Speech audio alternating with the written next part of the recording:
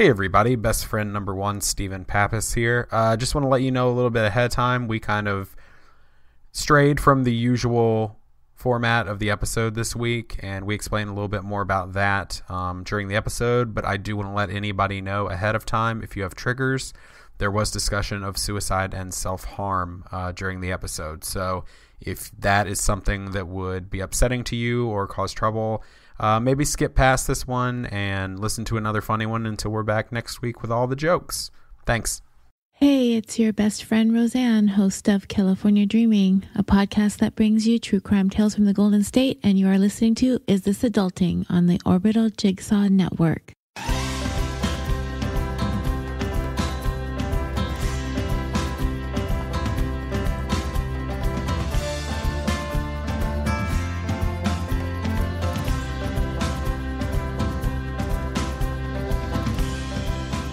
Hey everybody, and welcome to Is This Adulting, a weekly conversation between two best friends navigating adulthood as overgrown man-children. I'm best friend number one, Stephen Pappas. And I'm best friend number two, Chris Grimmett. So, if this is your first time listening to Is This Adulting, welcome, and you're going to be real confused. So this is going to be kind of a different episode than what we usually do. We're recording not on our usual night, for reasons I'll get into a little bit later. And really, it has just been a very interesting and taxing week. And so we've decided from time to time, if we have an exceptionally, not necessarily bad, but bad week, and we need to really focus on mental health, we're gonna do little one-offs here and there when we really need to, just called Real Talk. And we're going to sit down and we're going to talk about what's going on and how we've been feeling and really hash that out, because this week is just not a week where I think either one of us is in a great place to do the comedy show that so many of you are used to receiving. So if this is your first time, I hope you enjoy the conversation, but please definitely stick with us. We'll be back making jokes and playing stupid games next week. Or go back and listen to last week's episode. And we're about to hit a month solid of guests, and we got some really great guests coming on. I'm really excited about it. So stick with us, but this is going to be just kind of a different format. I do want to get into quick housekeeping. We just want to say thanks to Roseanne from California Dreaming for the audio drop at the beginning of the episode.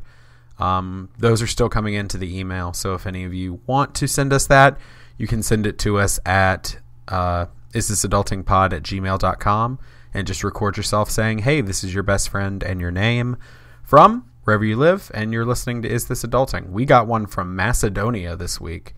Ooh, that's so fun. Like they're coming from around the world now. I know who that one is. That's exciting. Oh, do you really?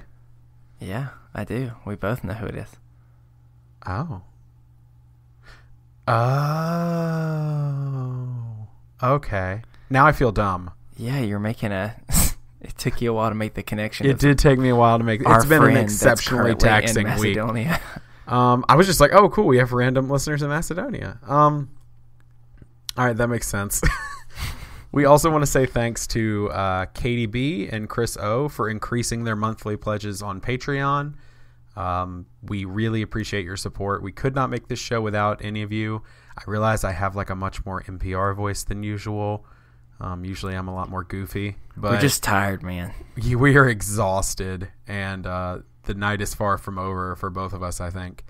And so, yeah, we're not going to do much editing on this episode. We're just going to have a conversation, but we wanted to say thank you for those things just here at the top of the show, and we're going to kind of move right into it. So usually what we would do for first-time listeners, if you're still with us, we would start the week off like we do every week with a mental health check-in, and I would utter the now infamous line, Chris, how you been this week? But this week, our entire show is going to be one big mental health conversation, because we, at some point, I think we'll address it a little more, but I mean, we do need to address the fact that we went to DC Podfest, and that was, I think, for all purposes, it was good. Yeah. It was a good thing. It was a great weekend. We learned a lot. We met with a lot of people, a lot of cool people that we're going to bring on the show. And we did the live show, and I think that went really well. We got invited to another festival. We'll talk about that on a future episode. But a lot of things went well.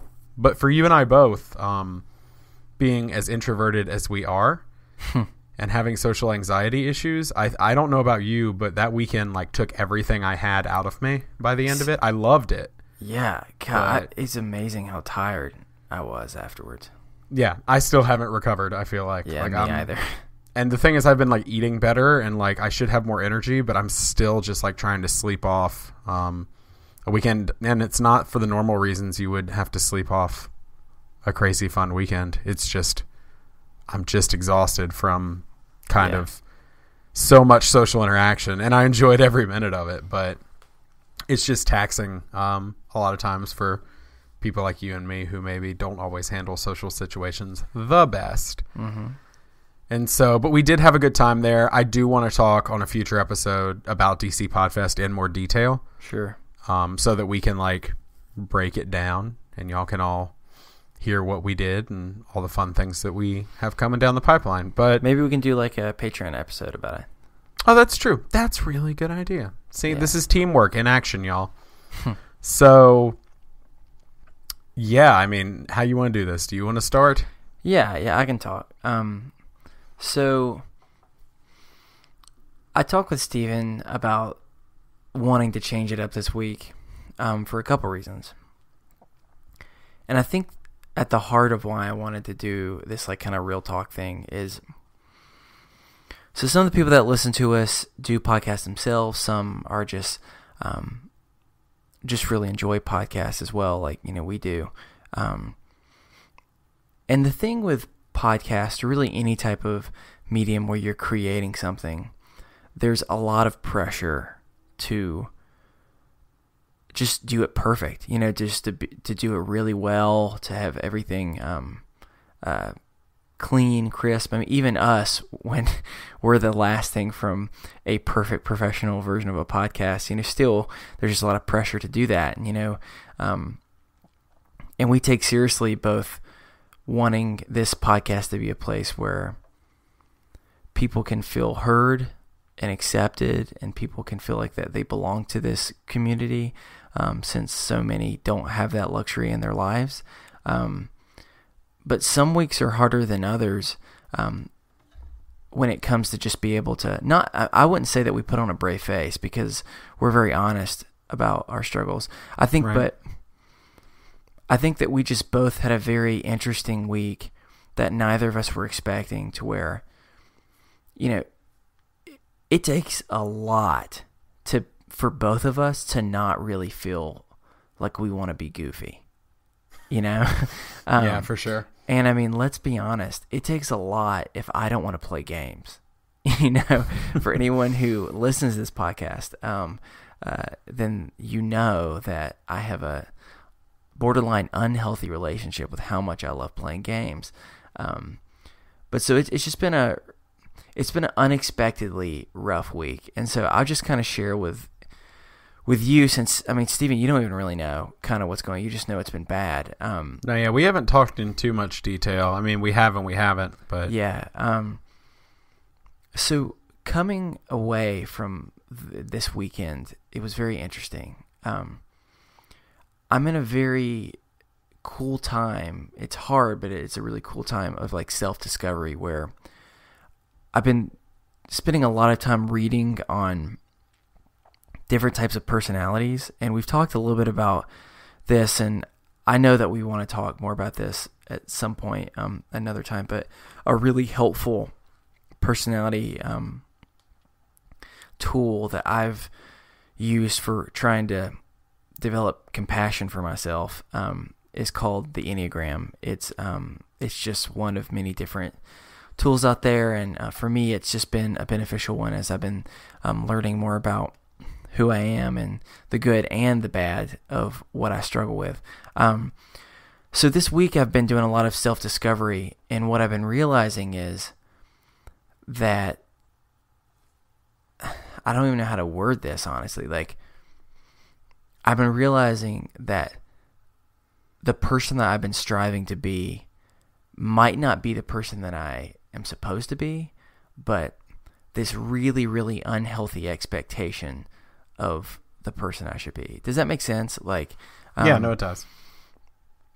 Like, so this weekend, for instance, I was really excited because I was reminded that I'm passionate about this podcast, and the real reason why I'm so passionate about it, besides being able to hang out and goof around with my friend every week, is I'm excited because in a place where so much of this world feels isolated and so many people have pain and frustration and struggles that they have to feel they have to keep inward, like I have felt, I want to be able to help break that. And I think that we do a good job of that. And I was excited this weekend because I feel like we were able to be validated that other people saw that vision too, and they agreed that that's a worthy cause, and it got me really excited. And then so I came back this weekend, or from this weekend, and almost like, you know, when you have like one of those really, really good weekends and you come back home and you don't know how to recover from it, like you kind of wish that you didn't come back, you know? Right. I think people described it for almost like those type of like mountaintop type of things where you have like a really, really great time and you come back down and then you're back in everyday life, you know? Right. And then you start reminding yourself of all the imperfections and all the things that you're struggling with. And so, anyway, so I'm kind of speaking in circles, but the main thing that I've realized is I put a level that I was not even fully aware of, an unhealthy level of criticism on myself. And not criticism necessarily of small things. You know, it's not like my wife Kate, for instance, one thing that I know that she really struggles with is she'll beat herself up over, you know, things like, I shouldn't have said that to that person that way, or you know, like small things that it can like really just eat her up throughout the week. For me, it's not as much that. I realize that I put unhealthy expectations of what I can accomplish in this world, and more in the sense of if I don't do something, then I failed a large group of people, and if I failed them, then I failed like society. Does that make sense what I'm saying? Like, no, I think it does. Like, I since I've known you, you've put a large amount of pressure on yourself. But I mean, I could have told you, yeah, you put an obscene amount of pressure that is really unwarranted on yourself. Yeah. And with that, it's because I've learned a lot about, as I'm learning more about my personality, I'm realizing that there are people out there like me, and recognizing that this is the self-realization I've had to go through this week. Like, I remember before I was even dating my now wife, Kate, I got to a point where I had to realize what many people realize, and it's I have to stop looking for love. I have to stop looking for a specific relationship, because if I'm looking for it, I'm always going to put so much pressure that it can never actually exist. You know, I'm going to suffocate it. And instead, I have to learn how to become okay with myself and learn that I'm worth being loved. I need to learn how to love myself before I can let someone else love me. And so in that same type of way, I've realized I've been doing the same thing on a macro level when it comes to the missions I'm involved with and the things that I care about, and just realizing I'm over here putting both an unwarranted and just an unrealistic, and I guess almost unintentional narcissism of I can accomplish so much, and that and I've just been realizing how much it's weighing me down, and I compare myself to others so much. Like, I'll see someone who's done something amazing, they get an award or something, and it's not that I don't want the award, but I see that they do those amazing things, and then I feel like I look at myself in the mirror and I go, like, you are a fraud, like, Chris, like, you will never be that, and everyone can tell, you know what I'm saying, and it's just, and so it's been just a very, very hard last couple of days. I mean, so today, for instance, I went to this event this morning, And it was a similar situation where they were honoring a lot of really amazing people who've done beautiful things to help so many in the community that I live in. And the whole time I sat there, and I wasn't jealous or anything like that. I was so moved by the things that they do. And simultaneously, I'm sitting there, and I have this internal critical voice just saying, like, look at how amazing they are. Like, not only will you never be that, you shouldn't even be here, because you're disgracing how great of a person they are by you even pretending to be that, you know? And again, and so it's like a really harsh thing. And so I left from that, about to go to work, and instead I had me a freaking meltdown. Like, I'm over here I was so upset that I honestly, like, I was crying in the car, and I found like a random parking lot, just to cry in. So I'm sure if anyone was walking by, they would have been like, "Oh crap, who's this dude?" But I debated on our best friends group on Facebook, almost recording a video, like me crying and just being like, if you have a really bad day today, I just hope you know that I'm here for you and that you're not alone. And the only reason why I didn't, honestly, was, I think other people will get this. I think you will too. I didn't want to see myself. You know, like I like the last thing I wanted to do was look at a reflection of myself because of how bad I currently felt about myself. So the good news is, from that, I was able to do some things that was really just some really good self-care for me. And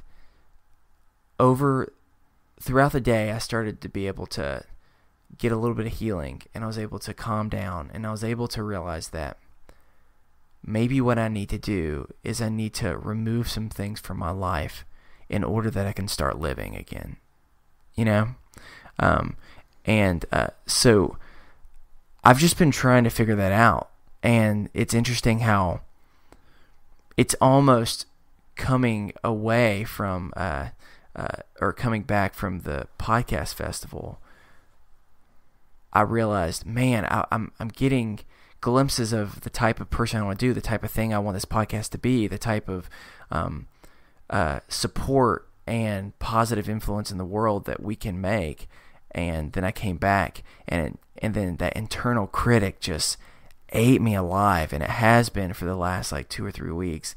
And so so one thing that me and my friends listened to actually on the way up to DC, that it's been on my mind so much lately, is we listened to an interview, and this one I think it was this really, really wise woman we were listening to said, you need to be able to learn how to find that unconditional self-loving friend. And that's not exactly how it was worded, but pretty much the idea of Cora, what she was saying is, you have to be able to unconditionally be your own friend.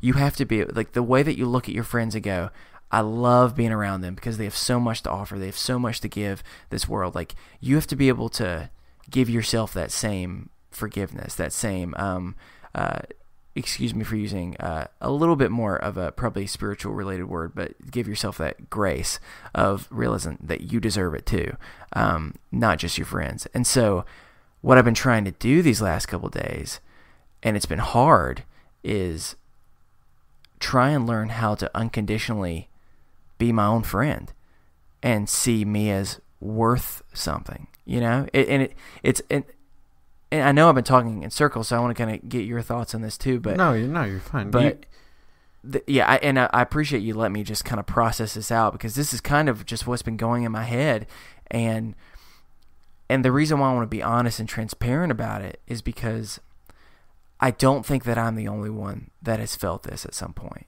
whether it's constant or, you know, it's just people have felt that for seasons. And I think that sometimes I can be so goofy, and maybe I don't have as much of a dedicated negativity corner, so to speak, that sometimes people might misinterpret that I'm doing great all the time. And if anything, I just wanted to be able to use what I'm currently trying to process on how to love myself as validation and empowerment for other people, of saying, like, I promise you it's not you.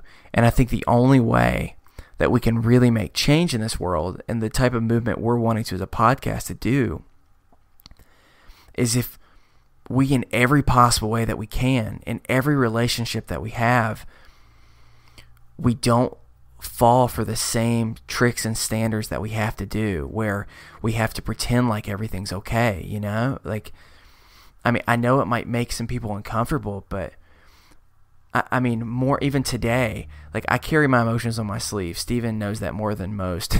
Like, if I'm pissed off, you know. If I'm hyper, you know. If I'm sad, you know. And this morning, I've seen people that know me decently well. They're like, "Are you okay?" And I could have totally have just gone with, "Yeah, I'm just feeling sick. I'm not feeling that great," or just reluctantly saying, "Yeah, I'm doing fine." But I think I just can't hold up the facade anymore, you know? And it's not that I'm always doing bad. I think, I mean, whether it's anxiety, whether it's depression, whether it's grief, whatever it is, it comes in waves, you know? Like, there are moments you're able to be good and things, and you're able to really, like, be functional and working well, and then you just get hit with these random, like, just bits of it, and it just sucks. And so this morning, I just was tired and couldn't do it anymore. And I was just trying to not awkwardly cry in front of them, because, I mean, it's one thing to say, "Hey, like, how are you doing?" When most of the time when people ask that question, they only somewhat mean that genuinely, because it's more of like the social thing you're supposed to do. And it's one thing to be like, it's already weird enough to throw them off and say, "I'm not doing really well. Could you be thinking about me?" Because most people would be like, "Oh, I'm just being polite. I don't actually know how to process this real emotion." It's another thing for them to say, "Hey, how are you doing?" and then sob right in front of them. Like, that might make them a little bit too uncomfortable. But yeah, so, I mean, that's just pretty much word vomit, but that's kind of what this episode is anyway, of just saying, I know I'm going to be in the long run, I'm going to be okay. But I'm just realizing that this is part of the process. And the only way that I'm going to be able to be okay is if I start doing a little bit more self-love. And that means being my own friend. And the same way that with my friends I'm unconditional with like my love and support for them, I need to start doing that for myself, because that just isn't happening. I literally try and fight for all of my other friends so that they never feel like hurt, or never have to feel like they're alone. And so I spend all my time doing that for them, but refuse to give myself that same fight. You know, I refuse to be my own advocate as well. And I think it's because I just, for some reason, I've given myself this notion that I almost deserve to be punished unless I do enough good in this world, that maybe I deserve a little love myself, you know? And that's not a healthy way of going about it, but it's where I am right now, and I'm trying my best to fight that. So there's my word vomit. I don't know if you even want to process, or you just want to go into yours. I'm sorry, I haven't been listening for the last... No, I'm just kidding. Sure, yeah, no. No, can I, before I kind of respond, yeah, can I read you a series? You know Brené Brown, right? Yes, I do. And anyone who doesn't know, please look into her, because she's amazing, and I have a good feeling that you're about to provide another amazing bit of wisdom from her that will mess me up for the next 3 days. There's a series of quotes that I'm going to read that I thought of when you were talking about this. All right, let's hear them. So she writes, "The truth is, belonging starts with self-acceptance. Your level of belonging, in fact, can never be greater than your level of self-acceptance, because believing that you're enough is what gives you the courage to be authentic, vulnerable, and imperfect. What we don't need in the midst of struggle is shame for being human. As it turns out, we can't practice compassion with other people if we can't treat ourselves kindly. The irony is we attempt to disown our difficult stories to appear more whole and more acceptable, but our wholeness, even our wholeheartedness, actually depends on the integration of all our experiences, including the falls. Because shame hates it when we reach out and tell our story. It hates having words wrapped around it. It can't survive being shared. Shame loves secrecy. When we bury our story, the shame metastasizes. Joy is as thorny and sharp as any of the dark emotions. To love someone fiercely, to believe in something with your whole heart, to celebrate a fleeting moment in time, to fully engage in a life that doesn't come with guarantees. These are risks that involve vulnerability and often pain. So, that just made me cry, dude. She's incredible.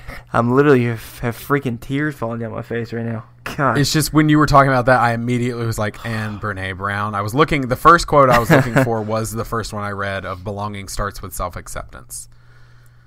But no, my response to you is if we are a group of inclusive and accepting and authentic people in this podcast and in this podcast community and in the best friends group, then that has to start with us. And I'm the pot calling the kettle black over here. I mean, you know that. Yeah. Like, I mean, I'm what's odd is you kept saying, like, you sit and watch people get awards and, like, you think, I shouldn't be here because I'm not doing what they're doing. I could always be doing more. I'm not doing as much as they're doing. And what's funny is I look at you and I see that. And I feel that way when I look at you and I see everything you're doing. And I'm just like, shit, man. Like, I could be doing more. Like, I'm not doing anything. What am I doing?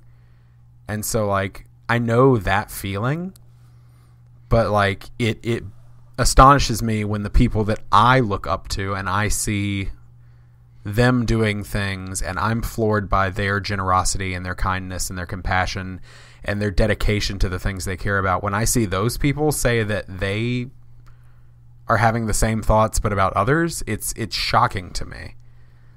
So, like, I was kind of floored by that, where I'm just like, wait, what do you mean you aren't doing enough? You literally do everything for everybody, you know?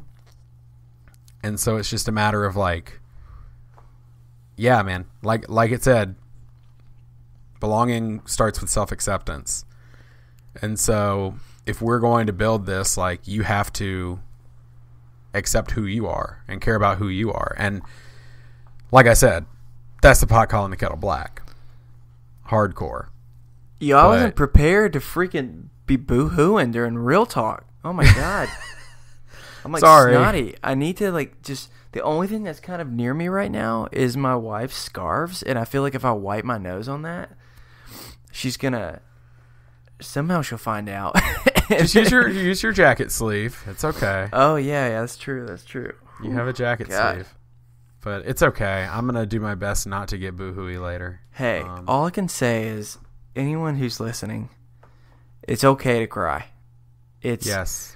I think I've actually told you this before. Whether it's a little crass or not, it's the truth. There are 3 things in this world that when you get out, it immediately makes you feel better. When you cry, when you poop, and when you vomit. And I know all of them are like that's a little bit vulgar or gross, but it's the truth. And I'm a hardcore advocate to letting it out. Maybe not all 3 at the same time, because that's a lot to deal with for one little area. But I'm in support of all 3 because all 3 can dramatically make you feel better. And so don't think you're the only one that cries. I promise you. This is like the 3rd or 4th time I've cried today. And, so, and sometimes that's the only way you can heal. And that's what I'm trying. At least that's what I'm going to tell myself right now. See, you're better than me because you actually, like, embrace the cry, so it's less awkward. Like, when I'm on the podcast, if I start it, I get the chokiness because I'm trying to stop it. Yeah. And so I get, like, the, like, weird chokiness, so I'm going to attempt to not get that later. Okay, we'll see how you do. Yeah, we'll see. Also, I'm really excited because this is totally not unrelated, but I'm going to be volunteering with a group of young adults this weekend, and going on a trip and chaperoning a trip. And the whole theme of the weekend is based on Brene Brown's book, Braving the Wilderness. Cool. And I'm really excited about it. Good. So, you can bring more wisdom. Yes, I will come back with all of the wisdom because I'm going to be super smart.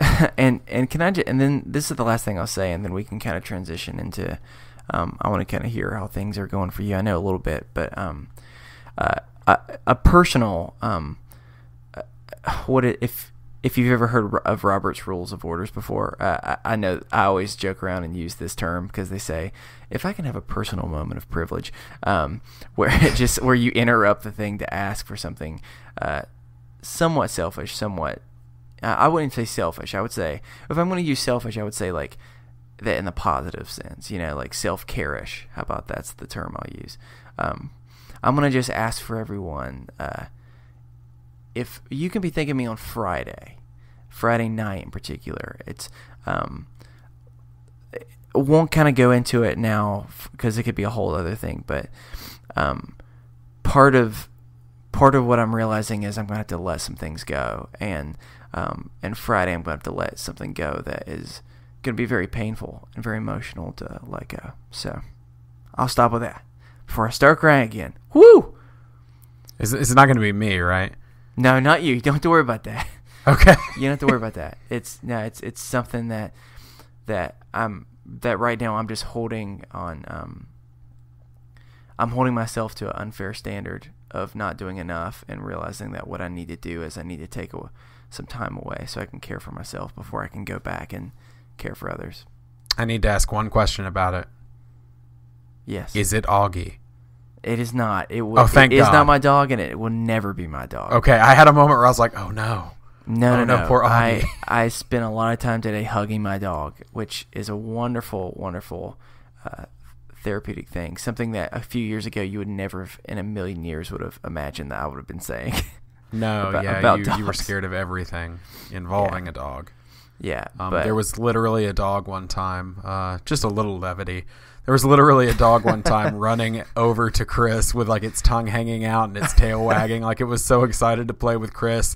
And he like turned around and thought it was a demon and like ran away. I hid behind you. Yeah, I did. Yeah. And he ran up to me and I started petting him and we were playing, and you were so scared of that dog. It's so funny how much I've changed though, because now like I would shove me out of the way. I would have shoved you out of the way to hug him. So it's amazing what a few years. I mean, hey, that's an example of healing in itself, Like, I used to be scared of dogs because I got attacked by a dog. You know what I'm saying? So, and healing can happen. So, yeah. Well, let's transition away from my used to be dog phobias and moving into just kind of moving into what's been going on with you. Can't we just keep talking about dog phobias? No, you got to talk about it. It's real talk. I do want to say, for anyone who watched the Facebook Live video, one of the highlights of my week, anyone who watched the Facebook Live video on, I guess it was Saturday, when Emily from The Story Behind and I were almost stranded at the Lincoln Memorial because our phones were dying. I did get a new phone because my battery was on the fritz. So congratulations. I have a new phone and I'm a nerd, so that made me really happy. And what's funny is I've had some really high highs since we got back. For instance, I posted on the Facebook group late last night, and I don't know if you saw it. I went, though. Mm-hmm. I was lucky enough to go see Leslie Odom Jr., who, for those of you who don't know, played Aaron Burr in the original run of Hamilton on Broadway. And he was here to kick off an event that was supporting the arts, specifically the arts in Charlotte, involving kids.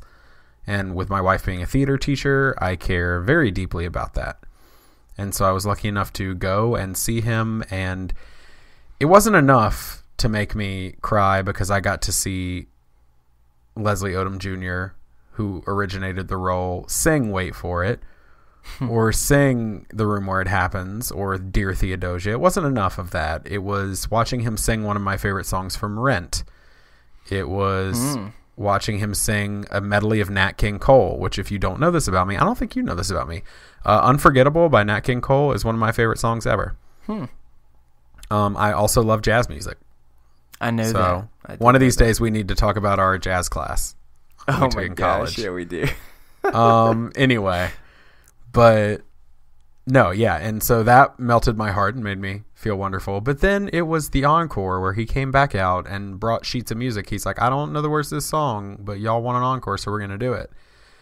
And to anyone who's been listening for a long time and who knows anything about the group, he, with the kids and with his special guest singer, sang "You Will Be Found" from Evan Hansen. Are you kidding me? That's like your best case scenario. Yeah, well, the thing is, for those of you that don't know, our lovely listener Katie actually donated the money to me for the purpose of getting "You Will Be Found" tattooed on my arm as a way to remind myself that I can take my life back from depression, from anxiety. And so as soon as I heard the piano chords, I immediately started crying, and the person I was with was like, "Are you okay?" And I was like, "Just wait." And then he started singing, and they looked at me, and their jaw dropped, and I was like, "Yep, wow, this is happening." I put up a video of it in the Facebook group of him singing "You Will Be Found" from Dear Evan Hansen, because he did tell us, make sure this ends up on the YouTubes. Anyway, so I had high highs. Like, that's the thing. It's like those were good moments. But so one of the reasons that Real Talk is happening is because Monday night we got on to record with our guest, and we were in a Skype call, you and me, waiting for our guest to come, and I got a phone call from a friend of mine who was talking about hurting themselves. And as someone who, again, hi new listeners, as someone who attempted suicide in high school, that is something I'm very passionate about. Hey, let's talk, and if you need, let me call the police or let me call somebody to come to you to make sure you're all right. And so I immediately was just like, I have to take this. Let me see, and I'll be right back. And after I think you Skyped with our guest for about 30 minutes before I came back and was just like, I have to talk to this person. Like, I can't get off the phone, so you can record an episode or we'll sort it out. And our guest was awesome and gracious enough, and you were gracious enough to push that off until next week. And so I think it's just a matter of, we are a mental health podcast at our core, as you can tell from episodes like this. And I had to handle a mental health emergency because, I volunteer with a lot of young adults. So the only thing I will reveal about this person is that they are 17 years old. And that's how old I was when I made my attempt. And when I was dealing with all this, and I felt like nobody was listening. And so my job was to listen. And so that's why I was like, we're not doing the normal episode. I can't. So I think I apologized about 30,000 times to you and our guest, but I had to handle that. And that rattled me for the rest of the night. Got them in a safe situation. But it rattled me for the rest of the night, and yeah, it took me to a weird place because it was very deja vu, just based on the circumstances in some ways. And, after I went through all the stuff I went through as a kid, and then I hid it for 10 years, I swore that nobody was ever going to feel that way as long as I could help them. And I know that there are people who are going to feel that way every day, and I can't help everybody, but if I can help this kid, or if I can help any kid, or if I can help any of the listeners or anybody, like I'm going to do that. And so that's always been who I am. I mean, Chris, you'll probably laugh at this, but you also can 100% offer the fact that this is true. I would pass going to college, or in college, I would pass up going to class so that I could sit down and have coffee with a freshman who didn't have any friends. And a lot of times I just didn't go to class because I wanted to watch How I Met Your Mother in our dorm room. But, you know, it was an added benefit. That wasn't the main reason why you were going, but it was an added benefit that you could also not go to class while providing support and care for someone. Right. So but the class thing wasn't the full reason.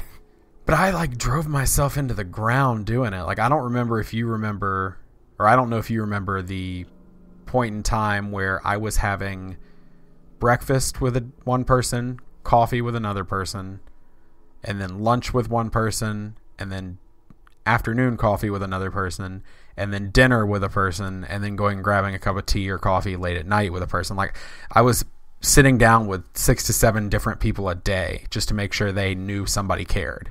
Yeah. Because I almost dropped out of college my freshman year because I felt like nobody cared. And you were actually the one that was like, I do, and like pulled me out of that. Mr. I'm not doing enough.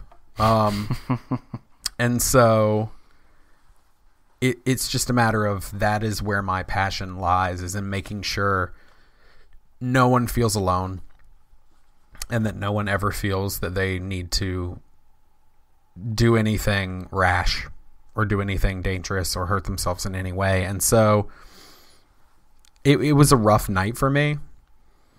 And then the next night I actually spent some time with that person and we talked, and I think that helped situations. Well, today things kind of spiraled again, just because of, again, I'm not sharing details because 1, it's confidential, and 2, this person is a minor. And so it's extra confidential.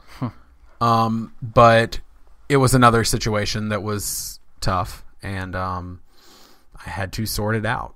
And that is why we are recording literally a few hours before this comes out. And that's why I'm still rattled and I'm still not in the best headspace. I put off all my work today because all I could do was sit and worry and think about this person that I care about, who I consider a friend, but I want to make sure I can be the best resource for, and I feel like I'm failing. I feel like I'm not doing my job, but I'm doing everything I can. Because there is a line that I have to draw because this person is under 18. So there is a line that has to be not crossed as far as what's appropriate, as far as spending time and talking as a volunteer. Mm-hmm. And so it's been tough. And sorting out how to best help and be a resource for me. And it has kept me up at night. And I am not sleeping. I'm just thinking about how I could be a better help and how I feel like I'm not helping. And then